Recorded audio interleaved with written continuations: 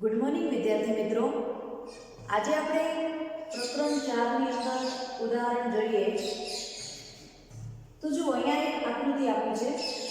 આકૃતિમાં 12 એમ્પિયર વિદ્યુત પ્રવાહ ધારિત સીધા તારને 2 સેન્ટીમીટર ત્રિજ્યાના અર્ધવર્તુળાકાર ચાપની અંદર વાળેલો છે। અહીંયા તમે જોઈ રહ્યા છો આકૃતિને।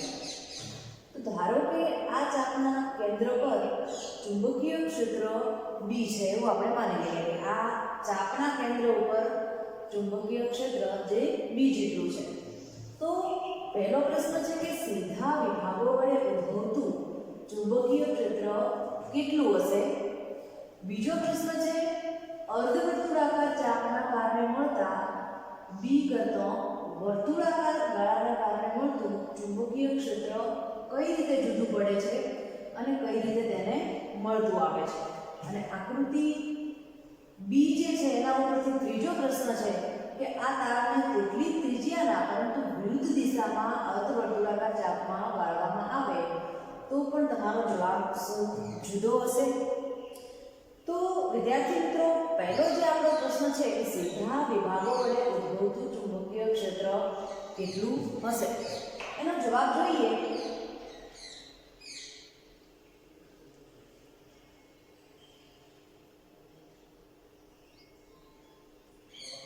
તો જો પહેલા પ્રશ્નનો જવાબ છે કે દરેક સીધા ખંડ માટે dl અને r સમાંતર છે। dl એટલે જે સૂક્ષ્મ લંબાઈનો ખંડ આપણે વિચારીએ છીએ એ અને r બંને સમાંતર છે। સમાંતર છે તો dl ક્રોસ r શું થશે 0 થઈ જશે। અને જો dl ક્રોસ r 0 તો આપણે ભણીને આયા કે ચુંબકીય ક્ષેત્ર પણ કેવું થશે 0। એટલે કે ચુંબકીય ક્ષેત્ર સીધા ખંડમાં કોઈ ફાળો આપતું નથી। બીજા પ્રશ્નનો જવાબ છે કે આપણે અર્ધવર્તુળાકાર ચાપના દરેક ખંડ માટે જો dl ક્રોસ r વિચારીએ તો ત્યાં પણ એ એકબીજાને સમાંતર જોવા મળે છે, પરંતુ અહીં જે છે એ તમારે દરેક ચુંબકીય ક્ષેત્ર કુલ મૂલ્યમાં ઉમેરાય છે। આથી અર્ધવર્તુળાકાર ચાપ માટે ચુંબકીય ક્ષેત્રની દિશા આપણે જમણા હાથના અંગૂઠાના નિયમ પરથી આપી શકીએ છીએ। અને એનું જો મૂલ્ય આપણે ગણવું હોય તો વર્તુળાકાર ગાળો ડ્રીમ માટે આપણે ભણીને આવ્યા બરાબર, તો એનું જે મૂલ્ય મળતું હતું એના કરતાં અહીંયા અડધું હોય છે। આપણો પ્રશ્ન પણ એ જ હતો કે વર્તુળાકાર ગાળા કરતાં અર્ધવર્તુળાકાર ગાળાનું ચુંબકીય ક્ષેત્ર કઈ રીતે જુદું પડે। તો વર્તુળાકાર ગાળો રિંગ માટે આપણે જે ભણીને આવ્યા એ ચુંબકીય ક્ષેત્રના મૂલ્ય કરતાં અહીં અર્ધવર્તુળાકાર ગાળાના ચુંબકીય ક્ષેત્રનું મૂલ્ય એ અડધું થઈ જાય છે, જેનું મૂલ્ય પણ આપણને અહીંયા લખીને આપ્યું છે 1.9 ટેસ્લા જેટલું થઈ જશે। અને દિશા એ લંબરૂપી સમતલને અંદરની તરફ જોવા મળશે। ત્રીજો પ્રશ્ન જે હતો એ આપણો આકૃતિ B માટે હતો કે એટલી જ ત્રિજ્યા પરંતુ આપણે એને વિરુદ્ધ દિશામાં વાળીએ તો ચુંબકીય ક્ષેત્ર શું જુદું પડશે। તો હા જુદું પડશે। કઈ રીતે જુદું પડશે દિશા। તો અહીંયા એ જ કીધું છે કે B નું મૂલ્ય જે છે માન જે છે તો એટલું જ હશે 1.9 × 10⁻⁴ ટેસ્લા, પરંતુ જે દિશા છે એ આપણે સમતલને લંબરૂપે અંદરની દિશામાં જે વિચાર્યું હતું એની જગ્યાએ આકૃતિ B માટે બહારની દિશામાં મળશે। એટલે કે દિશા જે છે એ એના કરતાં કેવી થઈ જશે વિરુદ્ધ। આગળનું ઉદાહરણ જોઈએ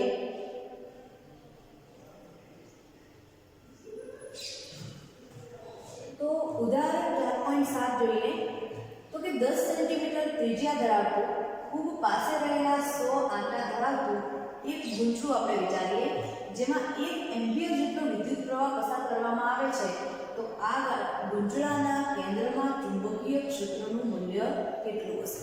ગુંચળાના કેન્દ્રની અંદર ચુંબકીય ક્ષેત્રનું મૂલ્ય આપણે ગણવું છે તો કેટલું થશે। તો ચલો આપણી જોડે સૂત્ર તો છે ચુંબકીય ક્ષેત્ર માટે આપણે હમણાં ભણીને આવ્યા આગળના લેક્ચરની અંદર B બરાબર μ0 Ni/2r।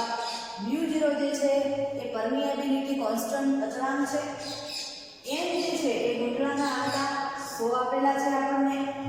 I જે છે એ વિદ્યુત પ્રવાહ 1 એમ્પિયર જેટલો આપેલો છે અને ભાગ્યા 2r। તો કેપિટલ R નું મૂલ્ય જે છે 10 સેન્ટીમીટર આપેલું છે। તો સેન્ટીમીટરને આપણે મીટરની અંદર કન્વર્ટ કરીએ તો 0.1 મીટર લઈ શકીએ। કિંમત મૂકીએ તો μ0 ની જગ્યાએ 4π × 10⁻⁷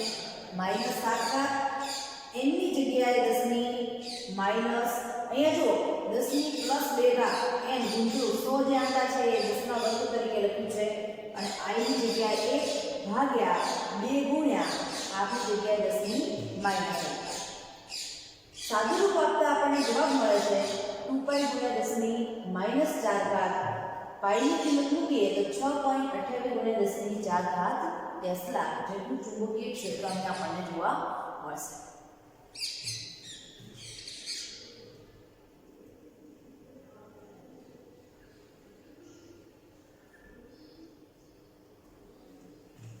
આગળનો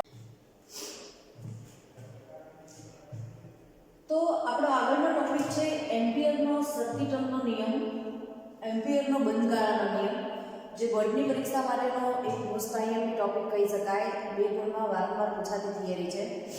તો જોઈએ તો બાયો-સાવર્ટના નિયમને વધુ સારી અને સચોટ રીતે દર્શાવવાની એક બીજી જે રીત છે એ એમ્પિયરનો સર્કિટનો નિયમ છે. એમ્પિયરના સર્કિટના નિયમમાં સીમારેખા ધરાવતી મુક્ત સપાટીને ધ્યાનમાં લેવામાં આવે છે. અહીંયા તમે આકૃતિમાં જોઈ શકો છો કે આપણી સીમારેખા ધરાવતી અહીંયા એક મુક્ત સપાટી જે દર્શાવી છે. તો આ સપાટીમાંથી વિદ્યુત પ્રવાહ પસાર થાય છે. અહીંયા આપણે આ સપાટીમાંથી I જેટલો વિદ્યુત પ્રવાહ પસાર થઈ રહ્યો છે એવું દર્શાવ્યું છે. તો આ સીમારેખાને નાના ખંડોમાં dl જેટલા સૂક્ષ્મ લંબાઈના ખંડોમાં વહેંચેલી ગણીએ તો એવો એક આપણે એનો dl ખંડ વિચારીએ તો એ dl ખંડ માટે ચુંબકીય ક્ષેત્રનો એક સ્પર્શીય ઘટક આપણને BG મળે. તો એની સાથે જો એ ખંડના લંબાઈ dl નો ગુણાકાર કરી દઈએ તો B ડોટ dl લખી શકાય, ડોટ પ્રોડક્ટ લખી શકાય ને. ચુંબકીય ક્ષેત્ર B વિચારીએ છીએ એનો સ્પર્શીય ઘટક ચુંબકીય ક્ષેત્ર અને એ સૂક્ષ્મ લંબાઈના ખંડની જે લંબાઈ છે એને dl કહીએ તો B ડોટ dl બંનેના ગુણાકાર તરીકે લખી શકાય. તો આ બધા ગુણાકારોનો જો સરવાળો કરવામાં આવે, આજે સમગ્ર આપણે સીમારેખાની સપાટી દર્શાવી છે એ દરેક મુક્ત સપાટીને આપણે સૂક્ષ્મ લંબાઈના dl ખંડોમાં વહેંચી દીધી છે. તો એ દરેક સૂક્ષ્મ dl જેટલી લંબાઈના દરેક ખંડ માટે એનો સ્પર્શીય ચુંબકીય ક્ષેત્રનો ઘટક BG મળશે. તો એવા દરેક સૂક્ષ્મ લંબાઈના ખંડો માટે જે ચુંબકીય ક્ષેત્રનો ઘટક મળે છે એ બંનેનો ગુણાકાર આપણે B ડોટ dl વડે દર્શાવ્યો છે, BG ડોટ dl વડે. તો આવા દરેક ગુણાકારોનો જો સરવાળો કરવામાં આવે તો આ સૂક્ષ્મ ખંડો જે છે એ થતા જાય અને એની સંખ્યા વધતી જાય તો આપણે લક્ષ વિચારીએ તો એ સરવાળો સંકલનમાં પરિણામે અહીંયા સૂક્ષ્મ dl લંબાઈના જે ખંડો છે એ બધાને ભેગા કરી દેવામાં આવે તો સરવાળો સંકલનમાં પરિણામે. તો એમ્પિયરનો સર્કિટનો નિયમ જે છે એનું વિધાન જે છે એ શું કહેવામાં આવે છે, ખાસ ધ્યાન આપીશું કે આ સંકલન સપાટીમાંથી પસાર થતા વિદ્યુત પ્રવાહ અને μ0 શૂન્યાવકાશની પરમિએબિલિટી μ0 ના ગુણાકાર જેટલું હશે. આ જે વિધાન છે એને એમ્પિયરનો સર્કિટનો નિયમ કહે છે. ફરીથી જોઈશું કે એમ્પિયરનો સર્કિટનો નિયમ શું કહેવા માંગે છે કે આ સંકલન, કયું સંકલન, B ડોટ dl નું સંકલન એ સપાટીમાંથી પસાર થતા વિદ્યુત પ્રવાહ જે આપણે અહીંયા I વડે દર્શાવ્યો છે અને μ0 શૂન્યાવકાશની પરમિએબિલિટી બંનેના ગુણાકાર જેટલું હોય છે. જેને આપણે સમીકરણ સ્વરૂપે લખવું હોય તો આ રીતે લખી શકીએ.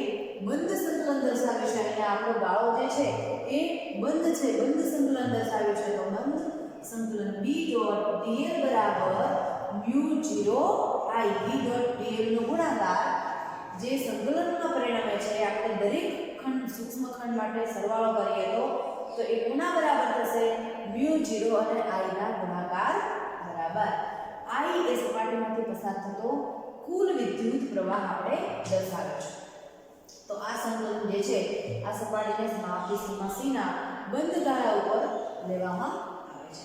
આનો દિશા જો જાણવી હોય તો આપણે જમણા હાથના નિયમ વડે જે આગળ આપણે બાયો-સાવર્ટના નિયમમાં પણ વાત કરી હતી એ રીતે આપણે દિશાને જાણી શકીએ છીએ. જમણા હાથની આંગળીઓને સીધા સીમા ઉપર જે દિશામાં આપણે જવાનું છે એ દિશામાં વાળીએ તો બંધ ગાળા ઉપર સંકલન B બી ડોટ ડીએલ લીધું છે એમ કહી શકાય. અને અંગૂઠાની જે દિશા છે એ વિદ્યુત પ્રવાહ આઈની દિશાને ગણવામાં આવે છે. જમણા હાથમાં અંગૂઠાની દિશા પ્રવાહની દિશા લઈશું, આંગળીઓને આપણે જે દિશામાં જવાનું છે એ દિશામાં વાળીશું તો આપણને આ રીતે ચુંબકીય ક્ષેત્રની દિશા જમણા હાથના નિયમ પરથી મળી જશે. તો બીજી વાત અહીંયા એમ કરી છે કે જે આ બંધ ગાળો જે છે એને એમ્પિયર લૂપ પણ કહેવામાં આવે છે. જે આપણે બંધ ગાળો જે સપાટીને દર્શાવી છે એ બંધ ગાળાને એમ્પિયર લૂપ પણ કહેવામાં આવે છે. એમ્પિયર લૂપનું જો સમીકરણ પૂછે તો એ પણ બંધ સંકલન B ડોટ dl બરાબર μ0I થશે.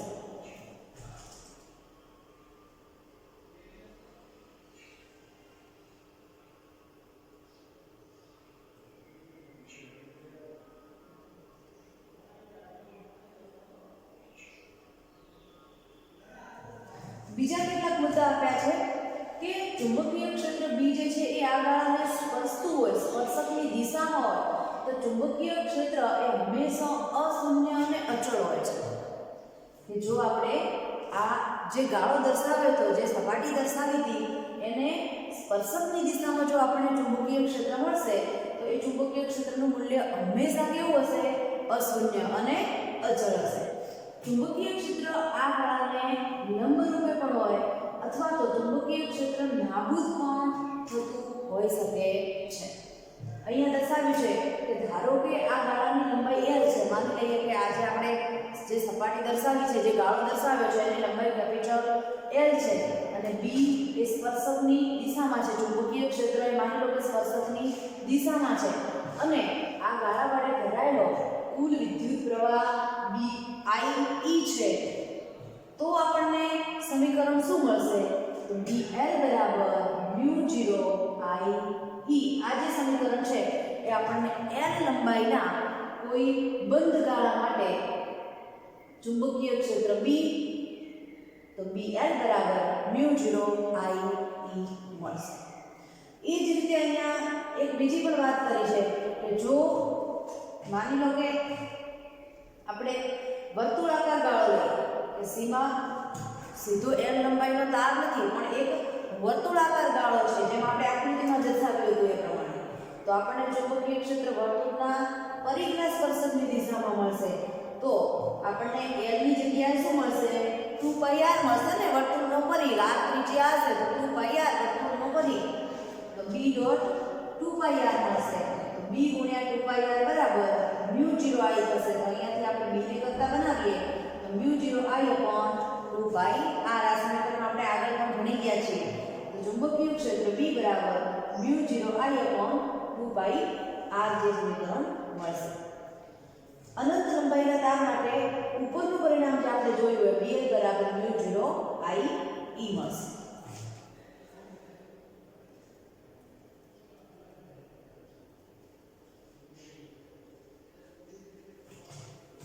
બીજી વાત કરી છે કે જો આપણે અહીંયા તારને અક્ષ તરીકે ગણીએ કે આપણે જે L લંબાઈનો તાર લીધો છે એને અક્ષ તરીકે ગણીએ અને સ્મોલ r ત્રિજ્યાના વર્તુળના દરેક બિંદુએ જો ચુંબકીય ક્ષેત્રનું મૂલ્ય જોઈએ તો કેવું મળશે? એક સરખું મળે છે. એટલે કે ચુંબકીય ક્ષેત્ર નળાકારની સમિતિ દર્શાવે છે. તારને આપણે અક્ષ તરીકે લઈએ અને એમાં આપણે ચુંબકીય ક્ષેત્ર જે છે એ નળાકાર સ્વરૂપે, નળાકાર અને અક્ષ સમિતિ દર્શાવે છે. ચુંબકીય ક્ષેત્ર દરેક બિંદુએ કેવું મળે? સમાન મળે છે. અને જે ત્રણ યામો ઉપર આધાર રાખતું હોય છે, આપણે અહીં જે દર્શાવ્યું છે એ ફક્ત એક જ યામ r ઉપર આધાર રાખે છે. પછી બીજી વાત કરી છે કે વર્તુળના દરેક બિંદુએ ચુંબકીય ક્ષેત્ર સ્પર્શકની દિશામાં હોય તો અચળ મૂલ્યવાળી ચુંબકીય ક્ષેત્રની રેખાઓ સમકેન્દ્રી વર્તુળોની રચના કરે છે. સમકેન્દ્રી, સરખા કેન્દ્રવાળા, સમાન કેન્દ્રવાળા, એક જ કેન્દ્રવાળા, સમાન કેન્દ્રવાળા વર્તુળોની રચના કરે છે. લોખંડની ભૂકી સમકેન્દ્રી વર્તુળો રચતી હોવાથી આપણે જે આ રેખાઓ બંધ વર્તુળો રચે છે તેને ચુંબકીય ક્ષેત્ર રેખાઓ કહી શકાય. આપણે આગળ જે શરૂઆતનો ટોપિક જોયો હતો, પ્રકરણનું સ્ટાર્ટિંગ જોયું હતું કે જેમાં આપણે લોખંડની ભૂકી વડે દર્શાવ્યું હતું, તો એમાં આપણે સમકેન્દ્રી વર્તુળોની વાત કરી હતી. તો એ રીતે અહીં ચુંબકીય ક્ષેત્રની રેખાઓ જે લોખંડનો ભૂકો જે રીતે આકૃતિમાં ત્યાં દર્શાવેલો હતો એ પ્રમાણે અહીં આપણને ચુંબકીય ક્ષેત્ર રેખાઓની દિશાઓ જોવા મળે છે. સ્થિત વિદ્યુત ક્ષેત્ર રેખાઓ જે ધન વિદ્યુત ભારોમાંથી ઉત્પન્ન થઈ અને ઋણ વિદ્યુત ભારોમાં સમાઈ જાય છે તેઓ અહીંયા નથી. સીધા તાર વડે ઉદ્ભવતા ચુંબકીય ક્ષેત્રનું સમીકરણ આપણે ઓસ્ટ્રેલિયા કરેલા પ્રયોગોના સૈદ્ધાંતિક સમાધાન કરે છે. એટલે કે અને તાર અનંત લંબાઈનો હોય તેનાથી નહીવત અંતરે ચુંબકીય ક્ષેત્ર અનંત મળતું નથી. તારની ખૂબ નજીક પહોંચીએ ત્યારે જ એ ખૂબ ઝડપથી વધે છે. ક્ષેત્ર એ વિદ્યુત પ્રવાહના સમપ્રમાણમાં છે અને વિદ્યુત પ્રવાહ ઉદ્ગમથી અંતરના વ્યસ્ત પ્રમાણમાં જોવા મળે છે. આ કેટલાક ધ્યાનમાં રાખવા જેવા મુદ્દા હતા. હજી એક મુદ્દો જોઈ લઈએ તો કે લાંબા તાર વડે ઉદ્ભવતા ક્ષેત્રની દિશા શોધવા માટે એક સીધો નિયમ છે જે આપણે ચંદ્રાતના નિયમ તરીકે ઓળખીએ છીએ. દિશાને જાણવી છે તો ચુંબકીય ક્ષેત્રની દિશા કઈ રીતે આપણને મળશે તો યાદ રાખીશું કે આપણે તારને જમણા હાથથી પકડવાનું છે. યાદ રાખીશું કે તારને આપણે જમણા હાથથી એ રીતે પકડવાનું છે કે તમારો અંગૂઠો જે છે એ વિદ્યુત પ્રવાહની દિશામાં, આ દિશામાં માની લો કે વિદ્યુત પ્રવાહ છે તો અંગૂઠો આપણો વિદ્યુત પ્રવાહની દિશામાં રહે, તો આંગળીઓ જે છે એ ચુંબકીય ક્ષેત્રની દિશામાં વળેલી હશે. અંગૂઠો પ્રવાહની દિશામાં, આંગળીઓ જે છે એ જે દિશામાં વળશે એ રીતે આપણને ચુંબકીય ક્ષેત્રની દિશા જોવા મળે છે.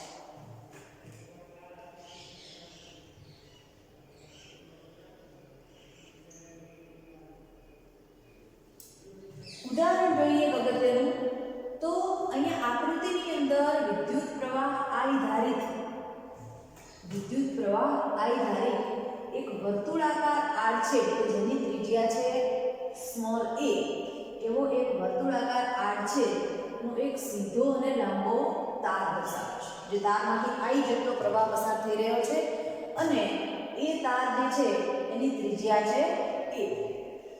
તો વિદ્યુત પ્રવાહ I આડછેદમાં સમાન રીતે પ્રસરેલો છે એવું આપણે માની લઈએ તો R લેસ ધેન a અને R ગ્રેટર ધેન a વિસ્તારોમાં ચુંબકીય ક્ષેત્રની ગણતરી કરો.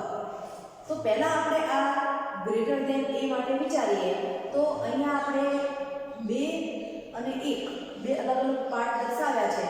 એમાં બીજા પાર્ટ માટે આપણે જોઈએ R ગ્રેટર ધેન a એટલે કે ત્રિજ્યા જે છે એ આપણે અહીં ગ્રેટર ધેન a એટલે a કરતાં વધારે જે આપણે તાર દર્શાવ્યો છે એના કરતાં 12 ના ભાગમાં વાત કરી રહ્યા છીએ. તો a એમ્પિયરિયન ગાળા માટે આપણને ચુંબકીય ક્ષેત્ર કેટલું જોવા મળશે? તો અહીંયા તમે જોઈ શકો છો કે આડછેદ સાથે સમકેન્દ્રિત વર્તુળ રચશે. પ્રવાહ આ દિશામાં પસાર થઈ રહ્યો છે તો એની આજુબાજુ આ રીતે ચુંબકીય ક્ષેત્ર રચાશે. હમણાં આપણે ભણી ગયા એમ્પિયર લૂપ એ જ રીતે, તો એના માટે આપણે ભણી ગયા છીએ વર્તુળાકાર ગાળો છે તો લંબાઈ l ની જગ્યાએ શું મળશે? 2πr મળશે. પ્રવાહ જે છે એ કેટલો મળશે? તો આખો ગાળો જે છે એ તમારો વર્તુળાકાર ગાળો જે છે એ જે તમારો સીધો લાંબો તાર છે એની આજુબાજુ છે તો સમગ્ર વિદ્યુત પ્રવાહ એની અંદર આવી જશે. એટલે પ્રવાહ કેટલો હશે ગાળામાં ઘેરાયેલો? તો જેટલો કુલ પ્રવાહ I છે એટલો જ. તો એના માટે આપણે હમણાં સમીકરણ ભણી ગયા B ગુણ્યા 2πr બરાબર μ0 I એમ્પિયર લૂપ પ્રમાણે મળે. ચુંબકીય ક્ષેત્ર કેટલું મળશે? એ બંધ વર્તુળાકાર ગાળા વડે ઘેરાયેલું ચુંબકીય ક્ષેત્ર કેટલું હશે? તો μ0 અને I ના ગુણાકારના પ્રમાણમાં હશે. B અને 2πr નો ગુણાકાર એ μ0 અને I ના પ્રમાણમાં હશે. તો B ગુણ્યા 2πr બરાબર μ0 I. B ને ઘાતાંક બનાવીએ તો μ0 I ભાગ્યા 2πr એટલે કે ચુંબકીય ક્ષેત્ર સીધું આપણે કહીએ તો B ચલે છે 1/r એટલે કે r ના વ્યસ્ત પ્રમાણમાં મળશે ચુંબકીય ક્ષેત્ર. જ્યારે condition r greater than a હશે, જ્યારે condition r greater than a હશે ત્યારે ચુંબકીય ક્ષેત્ર B ચલે છે 1/r એટલે કે r ના વ્યસ્ત પ્રમાણમાં ચુંબકીય ક્ષેત્ર જોવા મળશે. બીજી કન્ડિશન જોઈએ r less than a.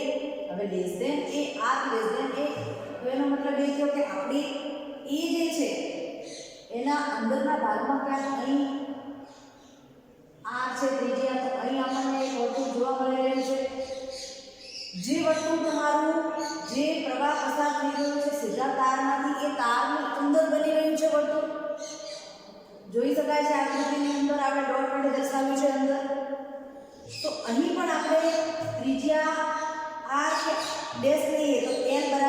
Pi are dash અથવા m બરાબર 2 પાઈ આર પરિઘ મળશે, વર્તુળ રચાશે, પણ તારની અંદરના ભાગમાં છે, તારની અંદરના ભાગમાં આપણને એક નાનું વર્તુળ જોવા મળશે.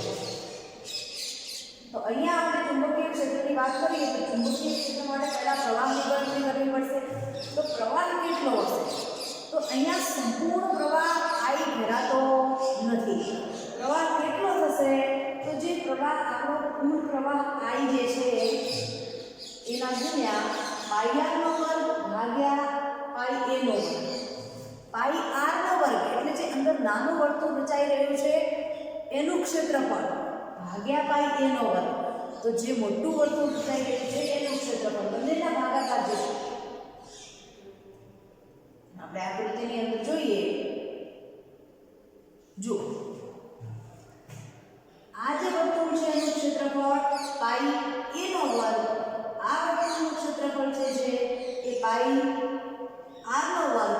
તો પાઈ r ના વર્ગને પાઈ a ના વર્ગ વડે ભાગી દઈએ તો જે વધ્યું એની અંદરથી પસાર થતું પ્રવાહ I વડે આપણે ગુણીએ એ પ્રવાહ જે છે એનો આપણે અહીંયા ઉપયોગ કરવાનો થશે. તો અહીંયા આપણને પ્રવાહનું જે સમીકરણ છે એ દર્શાવ્યું છે, જે કેટલું મળશે? I ગુણ્યા પાઈ r નો વર્ગ ભાગ્યા પાઈ a નો વર્ગ. પાઈ પાઈ કેન્સલ થઈ જશે તો નવું આપણને પ્રવાહનું સૂત્ર I r નો વર્ગ ભાગ્યા a નો વર્ગ મળશે. તો હવે આપણે ચુંબકીય ક્ષેત્ર એમ્પીયરના નિયમ પરથી ગણી શકીએ છીએ. B ગુણ્યા 2 પાઈ r બરાબર u0. I ની જગ્યાએ શું લખીશું? I r નો વર્ગ ભાગ્યા a નો વર્ગ. તો B બરાબર 2 પાઈ r ને આ બાજુ લાવીએ તો અહીંયા ભાગાકારમાં એક r છે અને ઉપર અંશમાં r નો વર્ગ છે તો r કેન્સલ થઈ જશે તો ઉપર એક જ r બચશે u0 I upon 2 pi a નો વર્ગ. ભાગાકારમાં કોઈ r બચશે નહીં એટલે b ચલે છે I, આપણને સીધું અહીંયા b ચલે છે I જોવા મળશે. એટલે કે જો r લેસ ધેન a છે તો આપણને ચુંબકીય ક્ષેત્ર b ચલે છે I જોવા મળશે. અહીંયા ગ્રાફ વડે દર્શાવેલું છે આકૃતિમાં કે જ્યારે b ચલે છે r હશે ત્યારે ચુંબકીય ક્ષેત્ર જે છે એ જેમ r વધશે એમ ચુંબકીય ક્ષેત્ર પણ વધશે. b ચલે છે 1/r જે છે એનું સમીકરણ r જે વધશે તો ચુંબકીય ક્ષેત્ર ઘટશે ધીમે ધીમે. બરાબર, આપણને b અને r વચ્ચેનો ગ્રાફ દર્શાવે છે. બંને સમીકરણ માટે લેસ ધેન r